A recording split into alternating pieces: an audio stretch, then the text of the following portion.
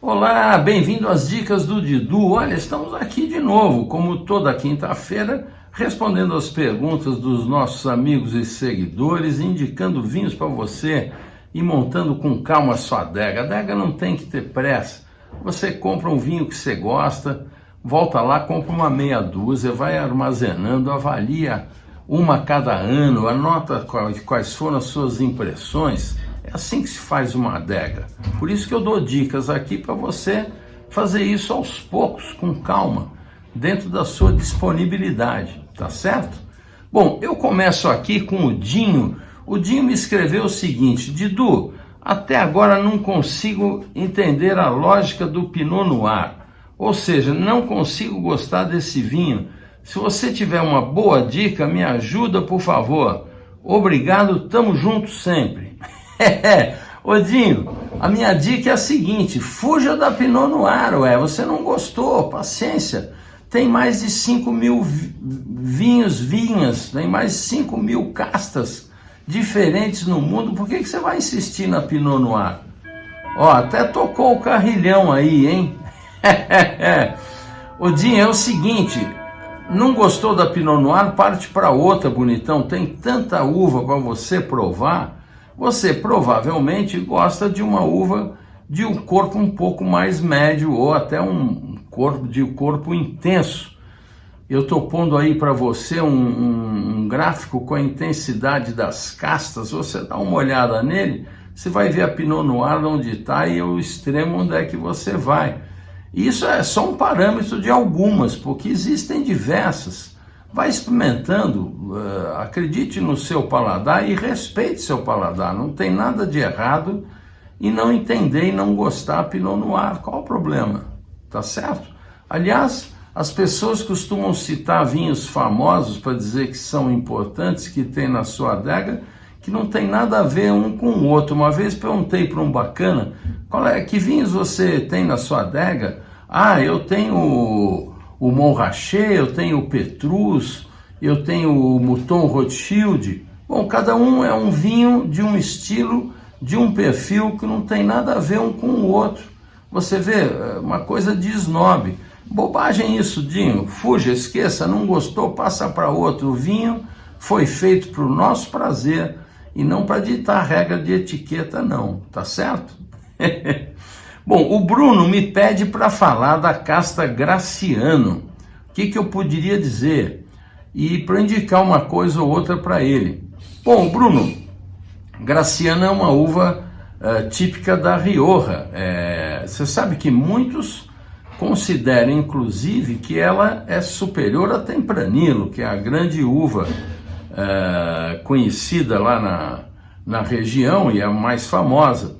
Acontece que ela, que também é conhecida como Tinta Miúda e Morrastel, entre outros nomes, tem vários nomes, essa uva foi comprovado que ela é geneticamente idêntica às uvas Bovale Sardo e Cagnolari, lá da Sardenha. Olha que interessante isso. Convém procurar, eu não achei um vinho Sardo de Cagnolari ou de Bovale Sardo, mas vale procurar, e se um dia você viajar para lá, provar até para comparar, não é verdade? O fato é que essa uva é cultivada principalmente lá na Rioja e Navarra também. Você sabe que a uva Graciano também é encontrada na França, lá no Languedoc-Roussillon, também tem na Argentina, tem nos Estados Unidos, na Austrália. E no Languedoc ela foi uma variedade que foi bastante notória e deu um certo destaque no século XIX, contribuindo para aumentar o prestígio lá da região. O que acontece com ela é que ela tem um amadurecimento tardio, não gosta de clima frio e tem muito pouco rendimento, ou seja, é uma uva difícil. E está aí a explicação do sucesso da Tempranillo. Ela produz metade do que produz uma Tempranillo. Então, sabe como é que é? Mas muitos a consideram superior. Bom, com essa valorização de castas autóctones que está acontecendo em toda parte, eu sou grande fã desse movimento, para a gente ter a coisa da origem, a coisa do patrimônio, as tais das castas patrimoniais. Essa Graciano está sendo, que era normalmente usada mais em assemblagem, agora está sendo usada também como varietal, em pureza. Então, ela tem alta acidez, tem taninos bastante fortes, o que duas condições que garantem uma excelente evolução, um bom envelhecimento. Ela costuma ter toque, além das frutas negras maduras, um toque de hortelã, um toque de pimenta, um couro e uma certa salinidade. É um vinho delicioso para harmonizar com carnes e com queijos maduros. Também gosto dessa casta e tem aqui algumas indicações bem legais para você. Na Belle Cave você tem o Bodegas Navarras Rioja DOC, que é o Graciano Jovem, R$ 136. Esse aqui, no caso, você comprar uma caixa. A unidade é R$ 152, uma delícia de vinho. Também na Belle Cave você tem por 381 o Ulterior Parcela 17, Graciano Deola Mancha 2016, um espetáculo. A Woodwine tem o Zorzal Graciano por R$ 168. E você ainda tem na Divino o Eguren Ugarte Graciano a R$ 203. Então fica aí as minhas dicas para você, tá certo, Bruno? Espero ter ajudado. O Israel me escreveu fazendo um elogio, agradecendo que ele tinha visto num vídeo antigo meu aquela história do Classique, o Salton Classique com idade que eu tinha levado numa degustação às cegas, que fez um maior sucesso. E ele conta que achou num mercadinho por R$ 30 um 2015, e ele comprou lá ele é da região de Campinas, o Israel, e ele escreveu para me agradecer, porque ele falou: olha, você está totalmente certo, porque o vinho que muitos achariam que estaria já decrépito com 9 anos, tem uma acidez ainda presente, está muito evoluído, com uma cor já atijolada e um espetáculo de vinho.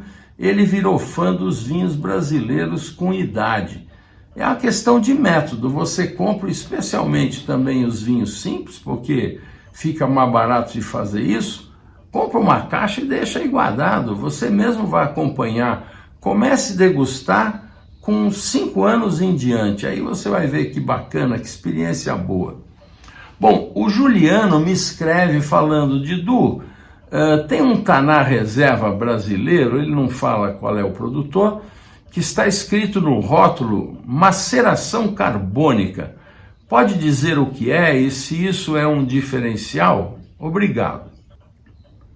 Ô Juliano, sem dúvida, olha, é sensacional. O primeiro produtor que eu vi fazendo um Taná de maceração carbônica foi o Pisorno.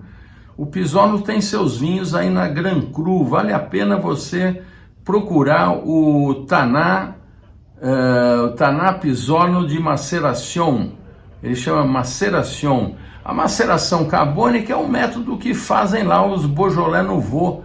Você põe o vinho numa cuba e tampa e deixa ele fermentar de dentro para fora. O resultado qual é? Como o vinho não foi esmagado, o contato pelicular é muito menor, o contato do suco com as cascas, que é onde tem a cor e onde você extrai bastante tanino também, você tem ele muito delicado. Então, resulta num vinho mais fresco, muitas vezes um pouco petilant, como se diz, aquele agulha do vinho verde, um pouquinho o frisantino, e é um vinho leve, uma delícia, não é vinho para guardar, é um vinho para tomar fresco, no ano que foi feito, seria o ideal. É uma delícia, eu recomendo você provar, e quando fizer isso, prove refrescado, não tome ele na temperatura ambiente, põe na geladeira, tome ele aí nos 13 graus, como se fosse um rosé, você vai adorar, é uma grande pedida. Aliás, acho curioso que não tem mais produtores no Uruguai fazendo taná de maceração carbônica. Eu acho uma jogada sensacional, especialmente para o nosso clima. A Renata me escreveu dizendo que viu um vídeo do meu amigo Deco Rossi falando de vinhas velhas, e ele mencionava só a idade do vinhedo, que ele estava no meio de um vinhedo onde tinha uma vinha nova e uma vinha velha, explicando o processo, que a velha produz menos e obviamente com mais qualidade, porque aquelas raízes ainda mais profundas, uma estrutura com mais idade, e produzindo menos uvas, acaba levando mais nutrientes e mais qualidade para menos cachos. É igual alimentar uma família. A mesma cesta básica para 2 ou para 10 faz diferença, né? A vinha velha é isso. Só que ela ficou confusa porque ela já me ouviu falar de vinha velha de castas misturadas.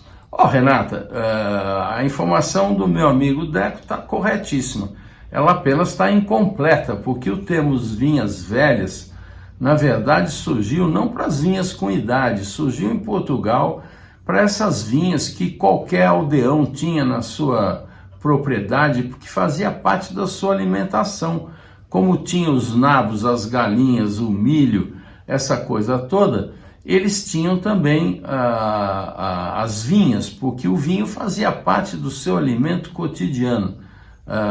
Nos países europeus, isso sempre foi assim, faz parte da cultura deles, ao contrário da gente, né? Que aqui a cultura é a cerveja, a caipirinha, lá é o vinho. Então o vinho é um complemento alimentar.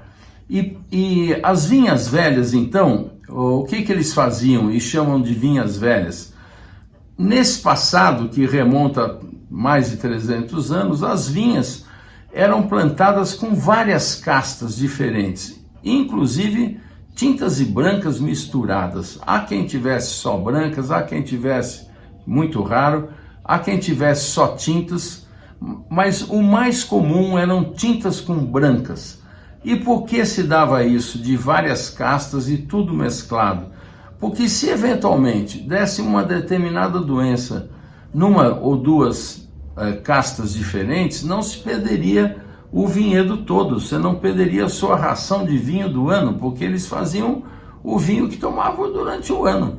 Iam lá, pisavam as uvas todas num momento de maturidade médio daquela amostragem e deixava lá no lagar, e até tem a famosa frase do dia de São Martinho: no dia de São Martinho vá na adega e prova o vinho. E era quando eles já engarrafavam e tinham então o vinho para o ano todo, um vinho leve, fresco, que eles chamavam também de palhete, porque misturava brancas com tintas.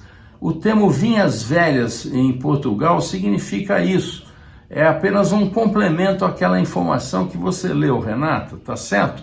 Agora, as vinhas com idade, que é um termo também usado em toda parte, ao que o Deco se referia, costuma-se considerar vinha velha a partir de 30 anos. Isso é uma convenção um tanto recente e europeia, porque por aqui é muito difícil ter esse tipo de critério, mas na Europa, você, quando se refere a vinha velha, ela deve ter mais de 30 anos. Tá certo? Então tá explicado. Muito simples. A Giovana me pergunta se eu posso explicar para ela o que são os Cru Bourgeois. Giovana, muito simples. Quando houve a classificação famosa de 1875 pelo Napoleão III, por ocasião da Exposição de Paris, o Napoleão resolveu promover, muito esperto, resolveu promover os vinhos franceses. Então falou, vou criar uma classificação. Chamou o Syndicat des Courtiers, que é como chamavam os negociantes, que existem até hoje, porque você sabe, os negociantes sempre foram o principal mercado dos vinhos de Bordeaux, que vendiam a granel, ia em barrica. E o negociante que punha na garrafa e punha o rótulo com o nome do produtor e o seu nome. Normalmente o nome em destaque era sempre o do negociante, porque ele é que era conhecido e que dava um respaldo à qualidade do que ele estava vendendo. Olha como que engraçado, né? Bom, nessa ocasião, o Napoleão então pediu que o sindicato se reunisse e selecionasse os melhores vinhos e dividisse em categorias de primeiro a quinto cru classé. Assim nasceu o premier cru classé, deuxième cru classé, troisième cru classé e assim por diante. Bom, o que aconteceu? Existiam centenas de outros produtores que ficaram de fora, porque os negociantes do sindicato, ó o carrilhão aí, os negociantes do sindicato separaram cerca de 60 maisons, se não me engano, 60 chateaux, lá nós chamam de chateau, não de maison, 60 chateaux, e eram todos, para não dizer que eram todos do Médoc, tinha um só que era de Grave, que é o Chateau Aubryon. Então todos os outros que ficaram de fora ficaram um pouco decepcionados, e quando foi em 1932 eles criaram a sua classificação dos cru bourgeois.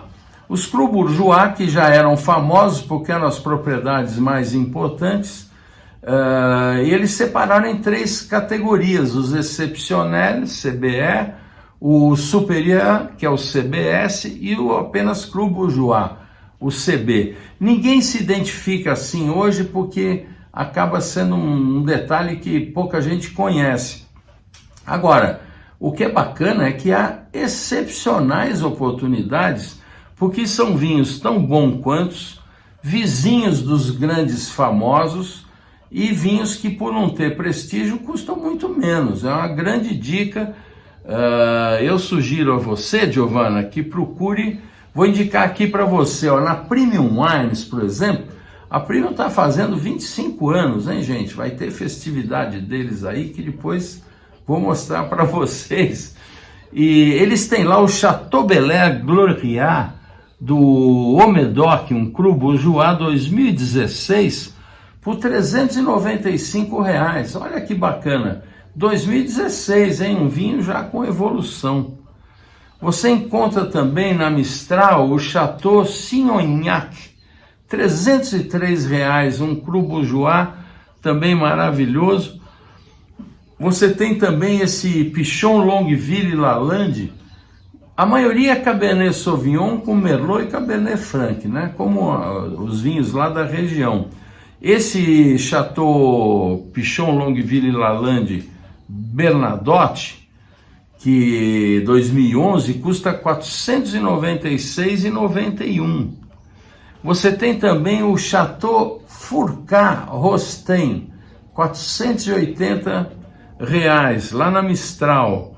Você tem ainda o Chateau de Potensac, esse é famosíssimo e tem uma história interessante, Giovana, você vai gostar. Esse custa 607, também Merlot com Cabernet Sauvignon, Cabernet Franc.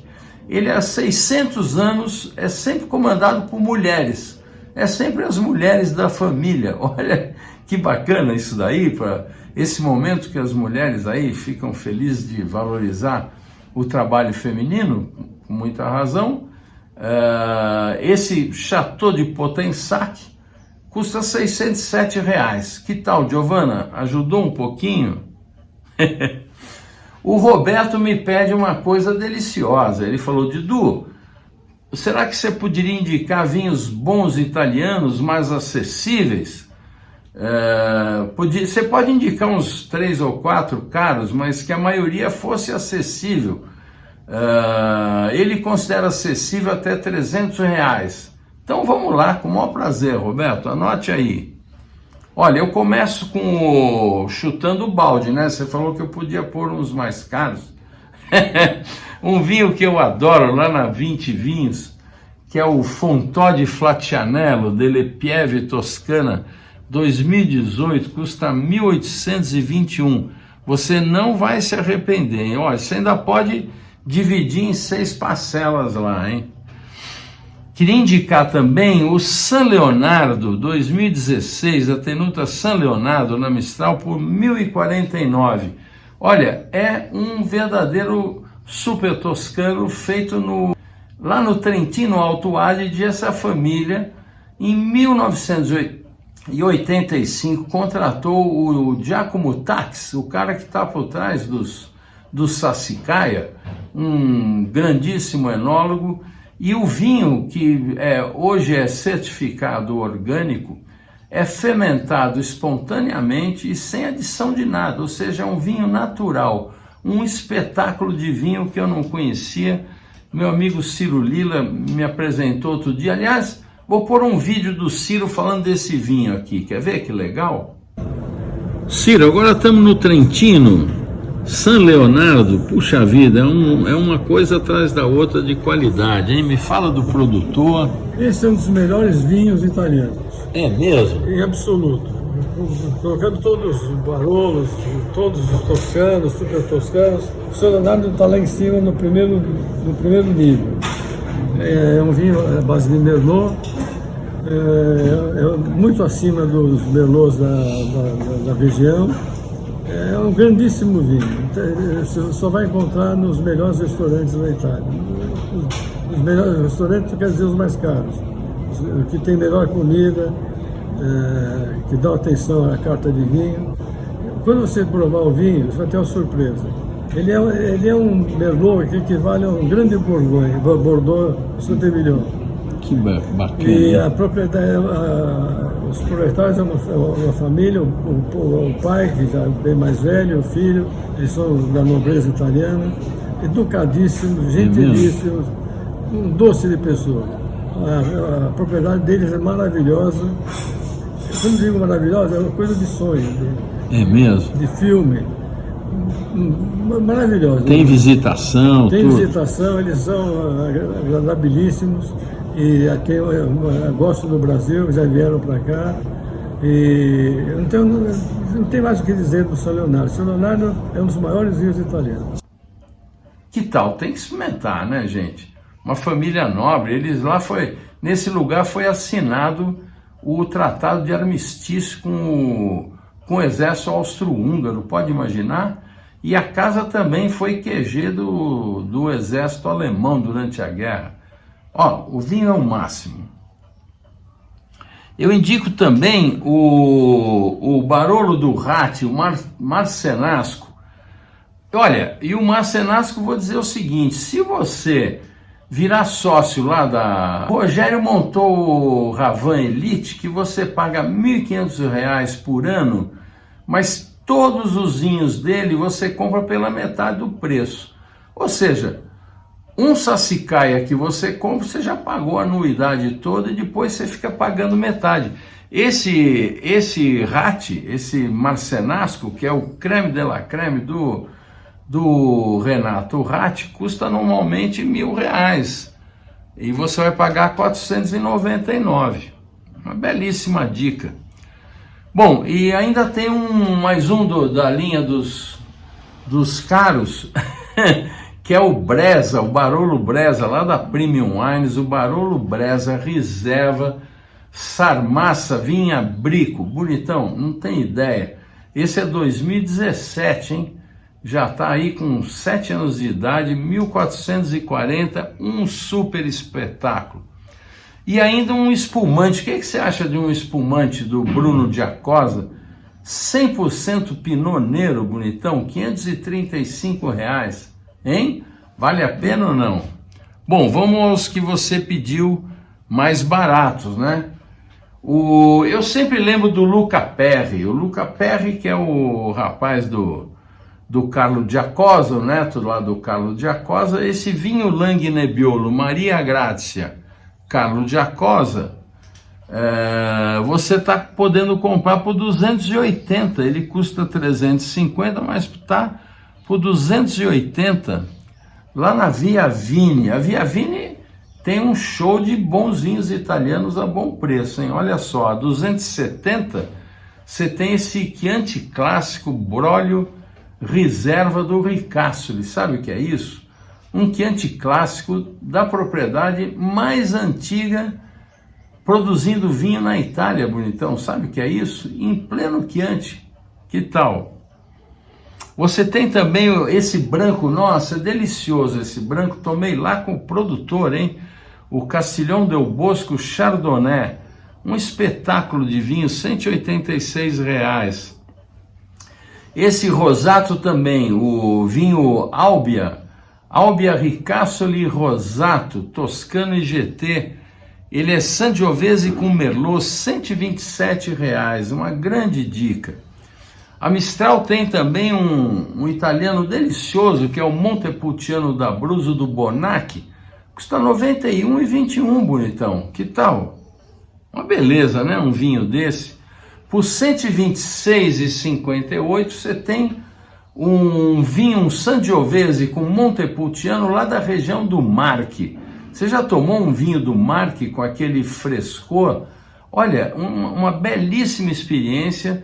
E esse Saladini Pilastri é um show de produtor, custa R$ 126,58. Muito bom vinho para você conhecer. Também por R$ 165, lá na Mistral, o Epicuro Roma 2018, lá do Lazio. Que tal? Você já tomou um vinho do Lazio? Experimenta esse, o Montepulciano com 60%, 20% de Syrah e 20% de Cesanese. Já tomou? Só para dizer, já provou um Cesanese? Ele é só 20%, mas você vai ter um toque dessa uva, tá certo? E um siciliano Tascadal Merita por R$ 185,17. Falo do Regaliale Nero d'Avola. Que tal, gente? Olha que festival de vinhos a bons preços. O Bardolino clássico de Corvina e Rondinella, aquele vinho, nossa, o vinho da minha infância, o vinho que todo mundo tomava aos domingos com a macarronada, com os antipasti. Esse Campagnolo é um grandíssimo produtor e o Bardolino custa R$ 121. Toma ele um pouquinho refrescado, você vai ver que delícia de vinho. Bardolino, nossa, até salivei agora. E que tal um Primitivo da Puglia por R$ 129? Não é uma boa? Esse aqui também é do Bonacci, grandíssimo produtor. Ó, por R$ 132, um dos meus vinhos prediletos, lá na 20, 80% de Sangiovese, 10% de Canaiolo e Merlot e 10% de Malvasia e Trebbiano. É como se fazia antigamente a receita tradicional lá do Ricasoli, do Chianti tradicional, que usava um pouquinho de uva branca. Olha que interessante, também um vinho para tomar um pouco refrescado no dia a dia, vai com tudo. Esse é aquele vinho que com a sua comida trivial do dia a dia fica muito bom. Também do Piccini, esse Sangiovese com Malvasia Nera e Ciliegiolo. Olha que bárbaro, o Rosso Toscano Orange Label, R$ 115,52. O Piccini tem também um Orvieto clássico, que é sensacional, viu? Que custa R$ 109. Grechetto, Procânico e Chardonnay. Belíssimo vinho fresco, vinho que se toma lá na região. Na Premium Wines você tem o Coluta Pinot Grigio Doc Friuli 2019 por R$ 212, um grandíssimo produtor, muito gostoso. Você tem lá também o Paulo Léo Passo del Cardinale Primitivo de Mandúria 220. Primitivo de Mandúria é aquela uva que quem não quer mais tomar Malbec argentino e quer ir para o velho mundo, vai para um Primitivo que você vai sentir em casa. É um vinho muito sedutor, também de taninos doces, muito legal. Bom, gente, era isso. Espero que você tenha gostado e beba com moderação, hein? É uma taça por refeição que faz bem para a digestão, faz bem para o coração, faz bem para o nosso espírito. Semana que vem estamos de volta. Saúde!